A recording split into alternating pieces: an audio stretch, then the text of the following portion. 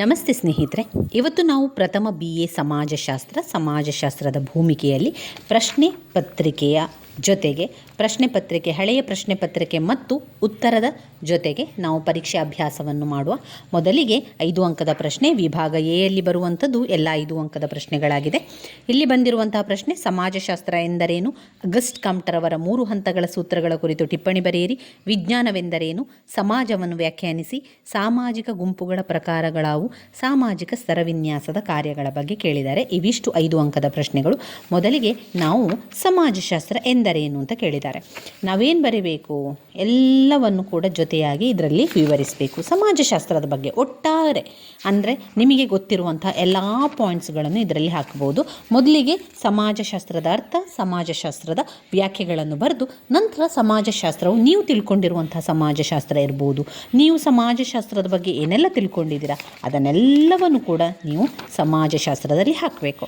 ಈಗ 5 ಅಂಕಕ್ಕೆ ಸಮಾಜಶಾಸ್ತ್ರ ಎಂದರೇನು ಅಂತ ಕೇಳಿದ್ದಾರೆ. ನೀವು 2 ಸಾಲುಗಳನ್ನು ಬರೆದ್ರೆ ಸಾಕಾಗೋದಿಲ್ಲ, ಅದು 2 ಅಂಕದ ಪ್ರಶ್ನೆ ಆಗ್ತದೆ. ಆದರೆ ಅವರು ಇಲ್ಲಿ 5 ಅಂಕದ ಪ್ರಶ್ನೆ ಆದ್ದರಿಂದ ನಾವು 1.5 ಪುಟದಷ್ಟು ಉತ್ತರವನ್ನು ಬರೀಬೇಕು.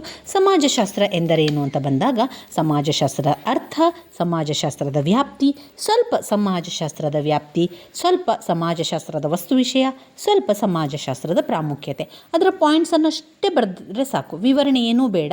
ಅದರ ವಿಷಯ ಏನು ಅಂತ ನೀವು ಬರಿತಾ ಹೋದರೆ ಆಯ್ತು. ಈಗ ಉದಾಹರಣೆಗೆ ಸಮಾಜಶಾಸ್ತ್ರವನ್ನು ಬರೆಯುವ. ಸಮಾಜಶಾಸ್ತ್ರದ ಪಿತಾಮಹ ಅಗಸ್ಟ್ ಕಾಮ್ಟರವರು ಸಮಾಜಶಾಸ್ತ್ರ ಎನ್ನುವಂಥದ್ದು ನಮ್ಮ ಸುತ್ತಮುತ್ತಲಿನ ವಿಚಾರ, ನಮ್ಮ ಸುತ್ತಮುತ್ತಲಿನ ಪ್ರದೇಶದ ಬಗ್ಗೆ ತಿಳಿಸುವಂಥದ್ದೇ ಸಮಾಜಶಾಸ್ತ್ರ ಆಗಿದೆ. ಸಮಾಜಶಾಸ್ತ್ರದ ವ್ಯಾಖ್ಯೆಗಳನ್ನು ಬರೆಯುವ. ಸಮಾಜಶಾಸ್ತ್ರದಲ್ಲಿ ಮೇಯರ್ ವೀನ್ಬರ್ಗ್ ಅವರ ಪ್ರಕಾರ ಸಮಾಜದ ಮೂಲಭೂತ ರಚನೆಯನ್ನು ಅಧ್ಯಯನ ಮಾಡುವುದೇ ಸಮಾಜಶಾಸ್ತ್ರ. ಜಾನ್ ಎಫ್ ಕ್ಯೂಬರ್ ಅವರ ಪ್ರಕಾರ ಮಾನವನ ಸಂಬಂಧಗಳಿಗೆ ಸಂಬಂಧಪಟ್ಟ ವೈಜ್ಞಾನಿಕ ಜ್ಞಾನ ಸಂಚಯ. ಇನ್ನು ಎಡ್ವರ್ಡ್ ಆಲ್ಸ್ವರ್ತ್ ರಾಸ್ ಅವರ ಪ್ರಕಾರ ಸಾಮಾಜಿಕ ಘಟನಾವಳಿಗಳ ವಿಜ್ಞಾನವೇ ಸಮಾಜಶಾಸ್ತ್ರ ಅಂತ ಬರೆಯಿರಿ. ಇನ್ನೂ ಅನೇಕ ಸಮಾಜಶಾಸ್ತ್ರಜ್ಞರು ಬೇರೆ ಬೇರೆ ವ್ಯಾಖ್ಯೆಗಳನ್ನು ಕೊಟ್ಟಿದ್ದಾರೆ. ನೀವು ಅದರಲ್ಲಿ ನಿಮಗೆ ಸುಲಭ ಅಂತ ಅನಿಸುವಂಥ ವ್ಯಾಖ್ಯೆಗಳನ್ನು ಬರೆಯಿರಿ. ಹಲವು ಬಾರಿ ಸಮಾಜಶಾಸ್ತ್ರದ ವ್ಯಾಖ್ಯೆಯನ್ನು ತಿಳಿಸಿ ಅಂತ ಕೇಳ್ತಾರೆ. ಆಗ 5 ಅಂಕದ ಪ್ರಶ್ನೆ ಆದ್ದರಿಂದ ನೀವು ಸಾಧಾರಣವಾಗಿ 6ರಿಂದ 7 ವ್ಯಾಖ್ಯೆಗಳಾದರೂ ಇರಬೇಕು. 1, 2, 3 ಈ ರೀತಿಯಾಗಿ ನೀವು ನಿಮಗೆ ಸುಲಭವಾಗಿರುವಂಥ ವ್ಯಾಖ್ಯೆಗಳನ್ನು ಗುರುತು ಹಾಕ್ಕೊಂಡು 7-8 ವ್ಯಾಖ್ಯೆಗಳನ್ನು ಕಲಿಯಿರಿ. ಅದಾದ ನಂತರದಲ್ಲಿ ಸ್ವಲ್ಪ ವ್ಯಾಪ್ತಿಯ ಬಗ್ಗೆ ಬರೆಯಿರಿ. ವ್ಯಾಪ್ತಿಯ ಬಗ್ಗೆ ಬರಿಬೇಕಾದ್ರೆ ಹೇಗೆ ಬರೆಯುವಂಥದ್ದು? ಸಮಾಜಶಾಸ್ತ್ರದ ವ್ಯಾಪ್ತಿಯಲ್ಲಿ 2 ವಿಚಾರವನ್ನು ನಾವು ಮುಖ್ಯವಾಗಿ ತಿಳ್ಕೊಳ್ಬೇಕು. ಔಪಚಾರಿಕ ಪಂಥ ಮತ್ತು ಸಮನ್ವಯ ಪಂಥ. ಔಪಚಾರಿಕ ಪಂಥ ಸಹಕಾರ, ಸ್ಪರ್ಧೆ, ಘರ್ಷಣೆ, ಸಮೀಕರಣ, ಕ್ರೀಡಾ ಕ್ಷೇತ್ರ, ರಾಜಕೀಯ ಕ್ಷೇತ್ರವನ್ನು ತಿಳಿಸಿದರೆ, ಸಮನ್ವಯ ಪಂಥ ಎನ್ನುವಂಥದ್ದು ಅರ್ಥಶಾಸ್ತ್ರ, ರಾಜ್ಯಶಾಸ್ತ್ರ, ಮನಃಶಾಸ್ತ್ರ, ವಿಶೇಷೀಕೃತ ವಿಜ್ಞಾನಗಳನ್ನು ಅಭ್ಯಸಿಸುತ್ತದೆ. ಇನ್ನು ಸಮಾಜಶಾಸ್ತ್ರದ ವಸ್ತು ವಿಷಯದ ಕಡೆಗೆ ಬರುವ. ಸಮಾಜಶಾಸ್ತ್ರ ವಸ್ತು ವಿಷಯವನ್ನು ಕೂಡ ಚೂರು ಅದರಲ್ಲಿ ಸೇರಿಸಿಕೊಳ್ಳಿ. ಅರ್ಥಶಾಸ್ತ್ರ, ರಾಜ್ಯಶಾಸ್ತ್ರ, ಮನಃಶಾಸ್ತ್ರ, ಮಾನವಶಾಸ್ತ್ರ, ಇತಿಹಾಸ, ನ್ಯಾಯಶಾಸ್ತ್ರ ಇವುಗಳನ್ನು ಒಳಗೊಂಡಿರುವಂಥದ್ದೇ ಸಮಾಜಶಾಸ್ತ್ರದ ವಸ್ತು ವಿಷಯವಾಗಿದೆ. ಇನ್ನು ಸಮಾಜಶಾಸ್ತ್ರದ ಪ್ರಾಮುಖ್ಯತೆಯನ್ನು ಕೂಡ ಅದರಲ್ಲಿ ಹಾಕಿ. ಈ ಪ್ರಾಮುಖ್ಯತೆ ಇರ್ಬೋದು, ವಸ್ತು ವಿಷಯವಾಗಿರ್ಬೋದು, ಇದೆಲ್ಲ ಕೂಡ ಪ್ರತ್ಯೇಕವಾಗಿ ಕೂಡ 5 ಅಂಕಕ್ಕೆ ಕೇಳುವಂತಹ ಪ್ರಶ್ನೆ. ಆದರೆ ನಾವಿಲ್ಲಿ ಅವರೇನು ಕೇಳಿದ್ದಾರೆ, ಸಮಾಜಶಾಸ್ತ್ರ ಎಂದರೇನು ಅಂತ ಕೇಳಿದ್ದಾರೆ. ನಾವು ಸಮಾಜಶಾಸ್ತ್ರದ ಅರ್ಥ, ಸಮಾಜಶಾಸ್ತ್ರದ ವ್ಯಾಖ್ಯೆ, ಸ್ವಲ್ಪ ವಸ್ತು ವಿಷಯ, ವ್ಯಾಪ್ತಿ, ಪ್ರಾಮುಖ್ಯತೆಯನ್ನು ಬರೆಯುವುದರಿಂದ 1.5 ಪುಟದಷ್ಟು ಬರೀಲಿಕ್ಕೆ ನಮಗೆ ಸಾಧ್ಯ ಆಗ್ತದೆ. ಪ್ರಾಮುಖ್ಯತೆ ಅಂತ ಕೇಳಿದಾಗ ಅದು ನಮಗೆ ನಂಬಲರ್ಹದ ಜ್ಞಾನ ನೀಡ್ತದೆ, ನಿರ್ದಿಷ್ಟ ಮಾಹಿತಿಯನ್ನು ಒದಗಿಸ್ತದೆ, ಅದು ನಮಗೆ ಮಾರ್ಗದರ್ಶಕವಾಗಿ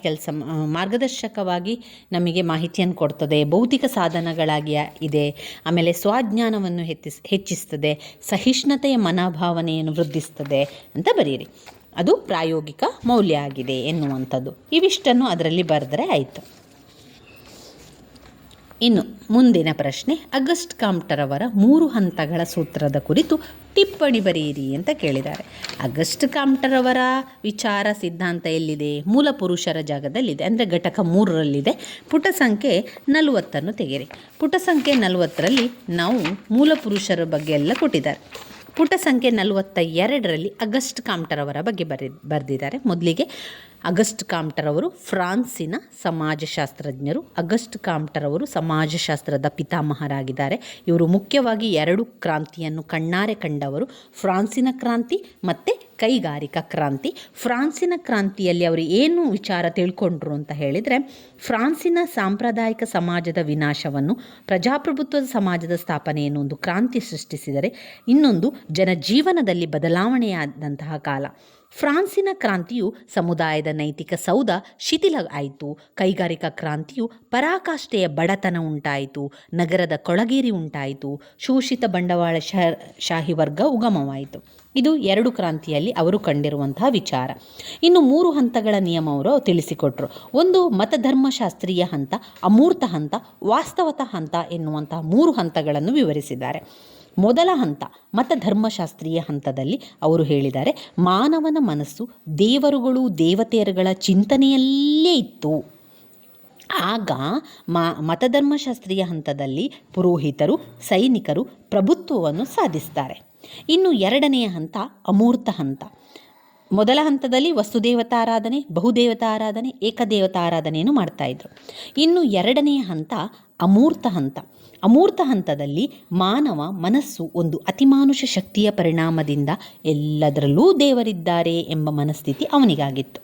ಮಾನವನು ತತ್ವಶಾಸ್ತ್ರವನ್ನು ಪ್ರಾರಂಭಿಸಿ ಜೀವನದ ಅರ್ಥದ ಬಗ್ಗೆ ಚಿಂತಿಸಿದ. ಆಗ ಪ್ರಭುತ್ವವನ್ನು ಸಾಧಿಸಿದವರು ಚರ್ಚ್ ಮ್ಯಾನ್ ಮತ್ತು ವಕೀಲರು. 3ನೆಯ ಹಂತದಲ್ಲಿ ವಾಸ್ತವತ ಹಂತ. ವಾಸ್ತವತ ಹಂತ ಕೊನೆಯ ಹಂತ. ಇಲ್ಲಿ ಸೃಷ್ಟಿಯ ಪ್ರತಿಯೊಂದು ವಿಚಾರಗಳು ವೈಜ್ಞಾನಿಕ ನಿಯಮಗಳ ಸಹಾಯದೊಂದಿಗೆ ವಿವರಿಸಲ್ಪಡ್ತದೆ. ಇಲ್ಲಿ ವಾಸ್ತವತ ಹಂತ ಕೈಗಾರಿಕೋದ್ಯಮಿಗಳು ಮತ್ತು ವಿಜ್ಞಾನಿಗಳು ಪ್ರಭುತ್ವವನ್ನು ಸಾಧಿಸ್ತಾರೆ. ಈ 3 ಹಂತಗಳನ್ನು ಅಗಸ್ಟ್ ಕಾಮ್ಟರ್ ಅವರು ಪ್ರಗತಿಯ ಸಿದ್ಧಾಂತ ಅಂತ ಕರೆದು ಇಷ್ಟು ವಿಚಾರವನ್ನು ಇದರಲ್ಲಿ ಬರಿತಾ ಹೋಗಿ. ಇನ್ನು ವಿಜ್ಞಾನವೆಂದರೇನು ಅಂತ ಕೇಳಿದ್ದಾರೆ. ವಿಜ್ಞಾನ ಎಂದರೇನು ಅಂತ ಹೇಳುವ ಪ್ರಶ್ನೆಗೆ ನಾವು ಎಲ್ಲಿದೆ ಉತ್ತರ ಅಂತ ನೋಡ್ಕೊಳ್ಳುವ. ವಿಜ್ಞಾನದ ಬಗ್ಗೆ ಕೇಳಿದಾಗ ಇಲ್ಲೆಲ್ಲೂ ಕೂಡ ವಿಜ್ಞಾನ ಅಂತ ಕೊಡಲಿಲ್ಲ. ಅಂದರೆ ಅಲ್ಲಿ ಸಮಾಜಶಾಸ್ತ್ರ ಮತ್ತು ಇತರೆ ಸಾಮಾಜಿಕ ವಿಜ್ಞಾನಗಳ ನಡುವಿನ ಸಂಬಂಧ ಅಂತ ಕೊಟ್ಟಿದ್ದಾರೆ. ಅದು ಘಟಕ 5ರಲ್ಲಿ ಇರುವಂತಹ ವಿಚಾರ. ಘಟಕ 5 ಬರುವಂಥದ್ದು ನೋಡಿ, ವಿಜ್ಞಾನದ ಅರ್ಥ ಮತ್ತು ವಿಜ್ಞಾನದ ಗುಣಲಕ್ಷಣಗಳು. ಪುಟ ಸಂಖ್ಯೆ 59ರಲ್ಲಿದೆ. ಘಟಕ 4ರಲ್ಲಿದೆ. ವಿಜ್ಞಾನ ಎಂದರೇನು ಅಂತ ಕೇಳಿದ್ದಾರೆ. ಗುಣಲಕ್ಷಣವನ್ನು ಕೂಡ ಕೊಟ್ಟಿದ್ದಾರೆ, ಅರ್ಥವನ್ನು ಕೂಡ ಕೊಟ್ಟಿದ್ದಾರೆ. ಅದನ್ನು ನಾವು ಅಭ್ಯಾಸವನ್ನು ಮಾಡಲಿಲ್ಲ ಇವತ್ತು. ಈಗ ಅದನ್ನು ಅಭ್ಯಾಸವನ್ನು ಮಾಡುವ. ವಿಜ್ಞಾನ ಅಂದರೆ ಏನು, ಆಮೇಲೆ ವಿಜ್ಞಾನದ ಸ್ವಲ್ಪ ಗುಣಲಕ್ಷಣವನ್ನು ಕೂಡ ತಿಳ್ಕೊಳ್ಳುವ.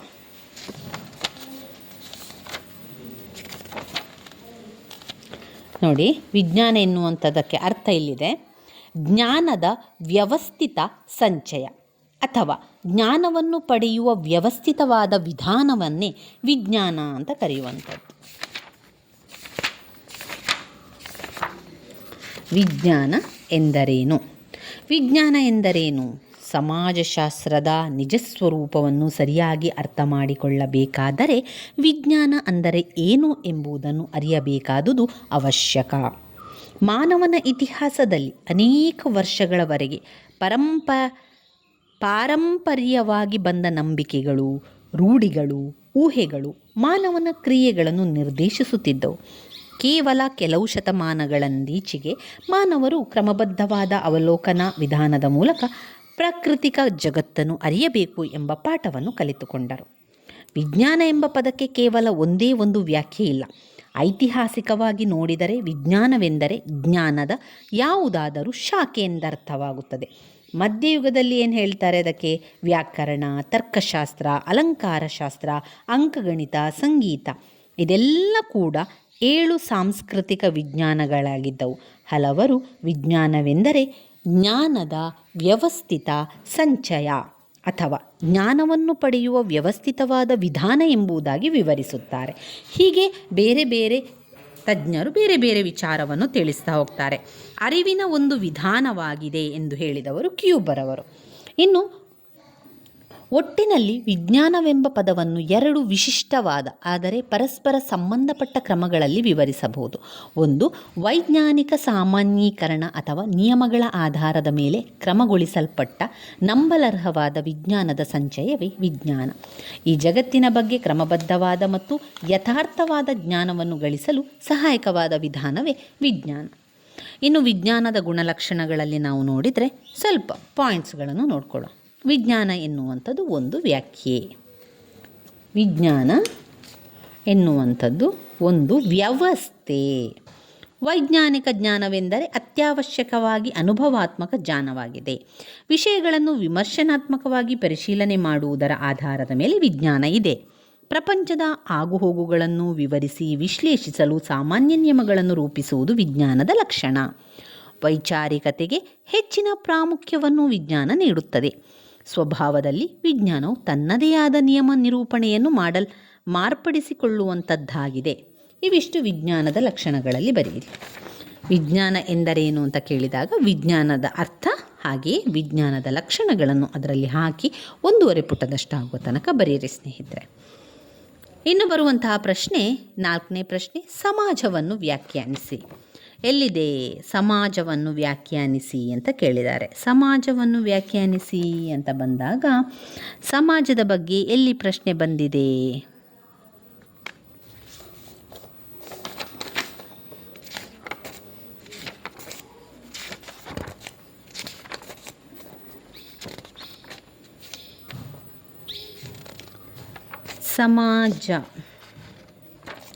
ಸಮಾಜಶಾಸ್ತ್ರವನ್ನು ನೋಡಿದ್ದೇವೆ ನಾವು. ಸಮಾಜ ಅಂತ ಎನ್ನುವಂಥ ಸಮಾಜ ಅಂದರೆ ನಮ್ಮ ಒಂದು ವಿಜ್ಞಾನದ ಒಂದು ತಳಹದಿ. ಸಮಾಜ ವಿಜ್ಞಾನ ಅಂತ ನಾವು ಹೇಳ್ತೇವೆ ನೋಡಿ, ಅದುವೇ ಸಮಾಜವನ್ನು ಅವರು ಹೇಳಿ. ಸಮಾಜಶಾಸ್ತ್ರವನ್ನು ವ್ಯಾಖ್ಯಾನಿಸಿ ಅಂತ ಕೇಳಲಿಲ್ಲ, ಅವರು ಸಮಾಜವನ್ನು ವ್ಯಾಖ್ಯಾನಿಸಿ ಅಂತ ಕೇಳಿದ್ದಾರೆ ನೋಡಿ. ಸಮಾಜ ಸಮುದಾಯ ಸಮಾಜ ಅಂತ ಬಂದಿದೆ. ಇಲ್ಲಿ ಸಮಾಜ ಅಂತ ಬಂದಾಗ ಸಮಾಜವನ್ನೇನು ಹೇಳ್ತೇವೆ? ಸಮಾಜ ಎಂಬುದು ಬಹಳ ಸಾಮಾನ್ಯ ಪದವಾಗಿದೆ. ಇದು ಕೇವಲ ಮಾನವನಿಗೆ ಮಾತ್ರ ಸೀಮಿತವಾದದ್ದು. ಇರುವೆ, ಜೇನುನೊಣ, ಪಕ್ಷಿಗಳು, ಇತರೆ ಜೀವಿಗಳು ತಮ್ಮದೇ ಆದ ಸಮಾಜದಲ್ಲಿ ವಾಸಿಸುತ್ತದೆ. ಮಾನವ ಸಮಾಜವು ಮಾನವನ ಗುಂಪುಗಳನ್ನು ಒಳಗೊಂಡಿದೆ. ಸಮಾಜವು ಸಮುದಾಯಗಳು, ಸಂಘಗಳು, ಸಂಸ್ಥೆಗಳು, ಲೆಕ್ಕವಿಲ್ಲದ ಗುಂಪುಗಳನ್ನು ಕೂಡಿದೆ. ಸಮಾಜಶಾಸ್ತ್ರಜ್ಞರು ಸಮಾಜವೆಂಬ ಪರಿಕಲ್ಪನೆಯನ್ನು ಅನೇಕ ರೀತಿಯಲ್ಲಿ ವ್ಯಾಖ್ಯಾನಿಸಿದ್ದಾರೆ. ಸಮ್ನರ್ ಅವರ ಮಾತುಗಳಲ್ಲಿ ಹೇಳುವುದಾದರೆ, ಸಮಾಜವೆಂಬ ಸಮುದಾಯವು ಮಾನವನ ಸಂತತಿಯನ್ನು ಮುಂದುವರಿಸಲು, ಮಾನವನ ಸಮೂಹಗಳ ಸಹಕಾರದೊಂದಿಗೆ ಜೀವಿಸಲು ವಾಸಿಸುವುದೇ ಆಗಿದೆ. ಅಂದರೆ ಅವರ ಅರ್ಥದ ಪ್ರಕಾರ ಸಮಾಜ ಎನ್ನುವಂಥದ್ದು ಸಮುದಾಯ. ನೀವು ಸಮುದಾಯವನ್ನೇ ಬರಿತಾ ಹೋಗ್ಬೋದು. ಸಾಮಾಜಿಕ ಗುಂಪುಗಳ ಪ್ರಕಾರಗಳು, ಆಮೇಲೆ ಸಾಮಾಜಿಕ ಸ್ತರವಿನ್ಯಾಸದ ಕಾರ್ಯಗಳು. ಸಾಮಾಜಿಕ ಗುಂಪುಗಳೆಲ್ಲಿದೆ? ಸಾಮಾಜಿಕ ಗುಂಪುಗಳು ಘಟಕ 9ರಲ್ಲಿದೆ. ಆಮೇಲೆ ಸಾಮಾಜಿಕ ಸ್ತರವಿನ್ಯಾಸದ ಕಾರ್ಯಗಳು. ಸಾಮಾಜಿಕ ಸ್ತರವಿನ್ಯಾಸ ಎಲ್ಲಿದೆ? ಸಾಮಾಜಿಕ ಸ್ತರವಿನ್ಯಾಸ ಇರುವಂಥದ್ದು ಘಟಕ 21ರಲ್ಲಿ ಸಾಮಾಜಿಕ ಸ್ತರವಿನ್ಯಾಸ. ಅದು ವೆರಿ ವೆರಿ ಇಂಪಾರ್ಟೆಂಟ್ ಆಗಿದೆ. ಸಾಮಾಜಿಕ ಸ್ತರವಿನ್ಯಾಸದ ಕಾರ್ಯಗಳನ್ನು ಕೇಳಿದ್ದಾರೆ.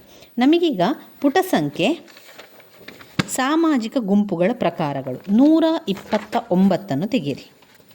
129 ಟೆಕ್ಸ್ಟ್ ಬುಕ್ ಇದ್ದವರು ಅದನ್ನು ನೋಡ್ಕೊಳ್ಳಿ, ಇಲ್ಲಾಂತಾದರೆ ನಿಮ್ಮ ಪಾಯಿಂಟ್ಸ್ ಬುಕ್ಕಲ್ಲಿ ಬರ್ಕೊಳ್ಳಿ. ಅವರೇನು ಕೇಳಿದ್ದಾರೆ? ಸಾಮಾಜಿಕ ಗುಂಪುಗಳ ಪ್ರಕಾರಗಳು. ಸಾಮಾಜಿಕ ಗುಂಪುಗಳ ಲಕ್ಷಣಗಳು ಕೂಡ ಓದ್ಕೊಳ್ಬೇಕು, ಸಾಮಾಜಿಕ ಗುಂಪುಗಳ ಕಾರ್ಯಗಳನ್ನು ಕೂಡ ಓದ್ಕೊಳ್ಬೇಕು.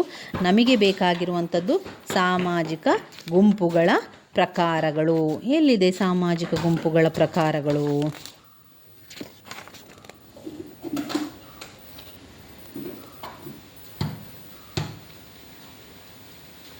ಸಾಮಾಜಿಕ ಗುಂಪುಗಳು ವಿಭಿನ್ನವಾಗಿರುವ ಸಾಮಾಜಿಕ ಔಪಚಾರಿಕ ಗುಂಪು ಮತ್ತು ಅನೌಪಚಾರಿಕ ಗುಂಪು.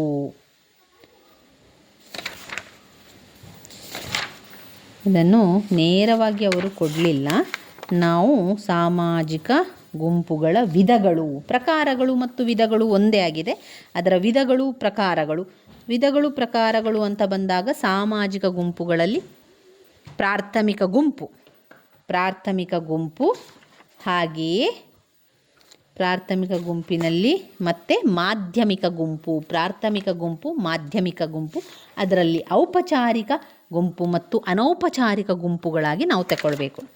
ಔಪಚಾರಿಕ ಗುಂಪು ಮತ್ತು ಅನೌಪಚಾರಿಕ ಗುಂಪುಗಳು, ಅದುವೇ ಸಾಮಾಜಿಕ ಗುಂಪುಗಳ ಪ್ರಕಾರಗಳಾಗಿ ನಮಗೆ ತಿಳಿಯುವಂಥದ್ದು. ಮೊದಲು ಪ್ರಥಮ ಸಾಮಾಜಿಕ ಗುಂಪುಗಳನ್ನು ವಿವಿಧ ರೀತಿಯಲ್ಲಿ ವರ್ಗೀಕರಿಸಬಹುದು, ಅಂದರೆ ಪ್ರಕಾರಗಳೇ. ಫರ್ಡಿನ್ಯಾಂಡ್ ಟೋನಿಸ್ ಎಂಬ ಜರ್ಮನ್ ಸಮಾಜಶಾಸ್ತ್ರಜ್ಞರು ನೀಡಿರುವಂತಹ ಒಂದು ವರ್ಗೀಕರಣವು ಬಹುಜನಪ್ರಿಯವಾಗಿದೆ.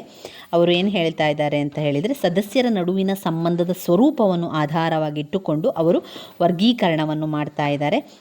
ಅಲ್ಲಿ ಅವರ ಪ್ರಕಾರ ಸಮುದಾಯದೊಳಗೆ ವ್ಯಕ್ತಿಯು ಆತನಿಗೆ ಪ್ರಮುಖವಾದಂತಹ ಬಹುಪಾಲು ಅನುಭವಗಳನ್ನು ಹೊಂದಬಹುದು, ಬಹುಪಾಲು ಕಾರ್ಯಚಟುವಟಿಕೆಗಳಲ್ಲಿ ತೊಡಗಬಹುದು. ತಾವೆಲ್ಲರೂ ಒಂದೇ ಗುಂಪಿಗೆ ಸೇರಿರುವವರು ಎಂದು ಹಂಚಿಕೊಳ್ಳಲ್ಪಟ್ಟ ತಮ್ಮತನದ ಭಾವನೆಯಿಂದ ಗಟ್ಟಿ ಮಾಡಲ್ಪಟ್ಟಿರುವ ಒಂದು ಗುಂಪು ಆಗಿರುವಂಥದ್ದು ಪ್ರಾಥಮಿಕ ಗುಂಪು, ಮಾಧ್ಯಮಿಕ ಗುಂಪು ಎನ್ನುವಂಥದ್ದಾಗಿದೆ. ಪ್ರಾಥಮಿಕ ಗುಂಪುಗಳಲ್ಲಿ ಸದಸ್ಯರ ಭೌತಿಕ ಸಮೀಪ್ಯತೆ, ಗುಂಪಿನ ಸಣ್ಣ ಗಾತ್ರ, ಸಂಬಂಧಗಳ ಉಳಿವಿಕೆಯ ಲಕ್ಷಣ ಪ್ರಾಥಮಿಕ ಸಂಬಂಧಗಳು. ಆಮೇಲೆ ಮಾಧ್ಯಮಿಕ ಸಂಬಂಧಗಳು ಕೂಡ ಇದೆ, ಅದು ಸಾಮಾಜಿಕ ಗುಂಪುಗಳು. ಹಾಗೆಯೇ ಇನ್ನೊಂದು ಸಾಮಾಜಿಕ ಗುಂಪುಗಳನ್ನು ನಾವು ನೋಡಿದ್ದೇವೆ, ಅದು ಆಧಾರ ಗುಂಪುಗಳು. ಇನ್ನು ಇದರಲ್ಲಿ ಅವರು ಕೇಳಿರುವಂಥದ್ದು ಸಾಮಾಜಿಕ ಸ್ತರವಿನ್ಯಾಸದ ಕಾರ್ಯಗಳು. ಎಲ್ಲಿದೆ ಕಾರ್ಯಗಳು? ಪುಟ ಸಂಖ್ಯೆ 376 ತೆಗೀರಿ. 376ರಲ್ಲಿ ಕಾರ್ಯಗಳು ಕೂಡ ಇದೆ. ಗುಣಲಕ್ಷಣಗಳು, ಬಗೆಗಳು, ಕಾರ್ಯಗಳು 3 ಕೂಡ ವೆರಿ ವೆರಿ ಇಂಪಾರ್ಟೆಂಟ್ ಆಗಿರುವಂಥ ಪ್ರಶ್ನೆ. 10 ಅಂಕಕ್ಕೆ, 5 ಅಂಕಕ್ಕೆ, 15 ಅಂಕಕ್ಕೆ ಯಾವುದಾದ್ರೂ ಒಂದು ಪ್ರಶ್ನೆ ಕಡ್ಡಾಯವಾಗಿ ಇರುವಂಥ ಒಂದು ಪ್ರಶ್ನೆ. ಸಾಮಾಜಿಕ ಸ್ತರವಿನ್ಯಾಸದ ಗುಣಲಕ್ಷಣ, ಸಾಮಾಜಿಕ ಸ್ತರವಿನ್ಯಾಸದ ಬಗೆಗಳು, ಸಾಮಾಜಿಕ ಸ್ತರವಿನ್ಯಾಸದ ಕಾರ್ಯಗಳು. ಈಗ ನಮಗೆ 5 ಅಂಕಕ್ಕೆ ಕೇಳಿರುವಂತಹ ಪ್ರಶ್ನೆ ಸಾಮಾಜಿಕ ಸ್ತರವಿನ್ಯಾಸದ ಕಾರ್ಯಗಳನ್ನು ಕೇಳಿದ್ದಾರೆ ಅಲ್ವಾ. ನಾವೀಗ ಸಾಮಾಜಿಕ ಸ್ತರವಿನ್ಯಾಸದ ಕಾರ್ಯಗಳನ್ನು ಈಗಾಗಲೇ ಕಲ್ತಿದ್ದೇವೆ, ವೆರಿ ವೆರಿ ಇಂಪಾರ್ಟೆಂಟ್ ಕೂಡ ಹಾಕಿದ್ದೇವೆ. ಇದರಲ್ಲಿ ಪಾಯಿಂಟ್ಸ್ಗಳನ್ನು ನಾನು ಹೇಳ್ತಾ ಹೋಗ್ತೇನೆ, ವಿವರಣೆಯನ್ನು ನೀವೇ ಓದ್ಕೊಳ್ಳಿ. ಕಠಿಣ ಪರಿಶ್ರಮಕ್ಕೆ ಪ್ರೇರಣೆ. ನೋಡಿ, ಪಾಯಿಂಟ್ಸಲ್ಲೇ ಅದರ ಅರ್ಥ ಇರ್ತದೆ. ಕಠಿಣ ಪರಿಶ್ರಮಕ್ಕೆ ಪ್ರೇರಣೆ ಇದೆ. ಪ್ರೇರಣೆ ಸಿಕ್ಕಿದಾಗಲೇ ನಾವೇನು ಮಾಡ್ತೇವೆ, ಆ ಕಾರ್ಯವನ್ನು ಮಾಡ್ತೇವೆ. ಈಗ ಒಂದು ಹಣ ಬರಬೇಕು, ಪ್ರತಿಷ್ಠೆ ಬರಬೇಕು, ಸುಖ, ಹೆಸರು, ಕೀರ್ತಿಗಳು ಮುಂತಾದುವುದು ಪಡೆಯುವುದು ಯಾವಾಗ?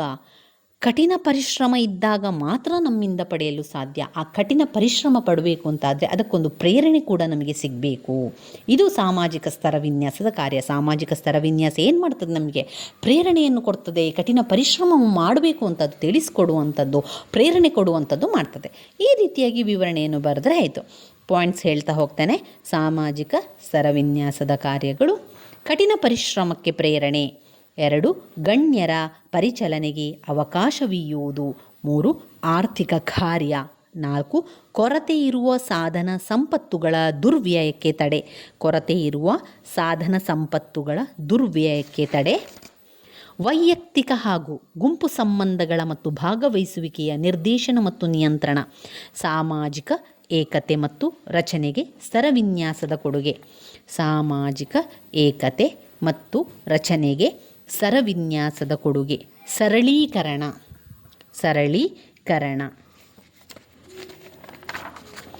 ಸಾಮಾಜಿಕ ಸ್ತರವಿನ್ಯಾಸದ ಕಾರ್ಯಗಳು: ಕಠಿಣ ಪರಿಶ್ರಮಕ್ಕೆ ಪ್ರೇರಣೆ, ಗಣ್ಯರ ಪರಿಚಲನೆಗೆ ಅವಕಾಶವೀಯುವುದು, ಆರ್ಥಿಕ ಕಾರ್ಯ, ಕೊರತೆ ಇರುವ ಸಾಧನ ಸಂಪತ್ತುಗಳ ದುರ್ವ್ಯಯಕ್ಕೆ ತಡೆ, ವೈಯಕ್ತಿಕ ಹಾಗೂ ಗುಂಪು ಸಂಬಂಧಗಳ ಮತ್ತು ಭಾಗವಹಿಸುವಿಕೆಯ ನಿರ್ದೇಶನ ಮತ್ತು ನಿಯಂತ್ರಣ, ಸಾಮಾಜಿಕ ಏಕತೆ ಮತ್ತು ರಚನೆಗೆ ಸ್ತರವಿನ್ಯಾಸದ ಕೊಡುಗೆ, ಸರಳೀಕರಣ.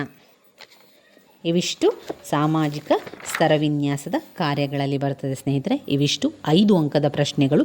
ಸರಿಯಾಗಿ ಕಲ್ತ್ಕೊಳ್ಳಿ. ಇವೆಲ್ಲವೂ ಕೂಡ ವೆರಿ ವೆರಿ ಇಂಪಾರ್ಟೆಂಟ್ ಆಗಿರುವಂಥ ಪ್ರಶ್ನೆಗಳೇ ಆಗಿದೆ. ಇನ್ನು ಮುಂದಿನ ವಿಡಿಯೋದಲ್ಲಿ ನಾವು 10 ಅಂಕದ ಪ್ರಶ್ನೆ ಮತ್ತು ಉತ್ತರಗಳ ಸಹಿತ ಅಭ್ಯಾಸವನ್ನು ಮಾಡ್ತಾ ಹೋಗುವ. ನಂತರ 15 ಅಂಕದ ಪ್ರಶ್ನೆಗಳನ್ನು ಕೂಡ ಅಭ್ಯಾಸ ಮಾಡ್ತಾ ಹೋಗುವ. ಈ ರೀತಿಯಾಗಿ ಅಭ್ಯಾಸವನ್ನು ಮಾಡಿಕೊಂಡೆ ಸುಲಭದಲ್ಲಿ ನಮಗೆ ಪರೀಕ್ಷೆಗೆ ತಯಾರಿಯನ್ನು ಮಾಡಿಕೊಳ್ಳಿಕ್ಕೆ ಸಾಧ್ಯ ಆಗ್ತದೆ. ಬ್ಲಾಕ್ 1ರಲ್ಲಿ ಇವಿಷ್ಟು ಓದಲೇಬೇಕು. ಯಾವುದು? ಸಮಾಜಶಾಸ್ತ್ರದ ಅರ್ಥ, ವ್ಯಾಖ್ಯೆ, ವ್ಯಾಪ್ತಿ, ವಸ್ತು, ವಿಷಯ ಮತ್ತು ಪ್ರಾಮುಖ್ಯತೆ, ಸಮಾಜಶಾಸ್ತ್ರದಲ್ಲಿ ಮೂಲ ಪುರುಷರು ಏನೆನ್ನುತ್ತಾರೆ ಎನ್ನುವಂಥದ್ದು, ಆಮೇಲೆ ಸಮಾಜಶಾಸ್ತ್ರದ ಉಗಮ ಮತ್ತು ಬೆಳವಣಿಗೆ, ಇದನ್ನು ಕೂಡ ಓದ್ಕೊಳ್ಳಿ. ಇವಿಷ್ಟು ಇದರಲ್ಲಿ ಓದ್ಕೊಳ್ಬೇಕಾಗಿರುವಂಥ ತುಂಬಾ ಮುಖ್ಯವಾಗಿರುವಂಥ ಪ್ರಶ್ನೆಗಳು. ಮೂಲ ಪುರುಷರು ಅದರಲ್ಲಿ ಅಗಸ್ಟ್ ಕಾಂಪ್ಟರ್ ಅವರು, ಹರ್ಬರ್ಟ್ ಸ್ಪೆನ್ಸರ್ ಅವರು, ಎಮಿಲೆ ಡರ್ಕಿಮ್, ಮ್ಯಾಕ್ಸ್ ವೆಬ್ಬರ್ ಎಲ್ಲರದು ಕೂಡ ಸಿದ್ಧಾಂತಗಳನ್ನು ಓದ್ಕೊಳ್ಳಿ.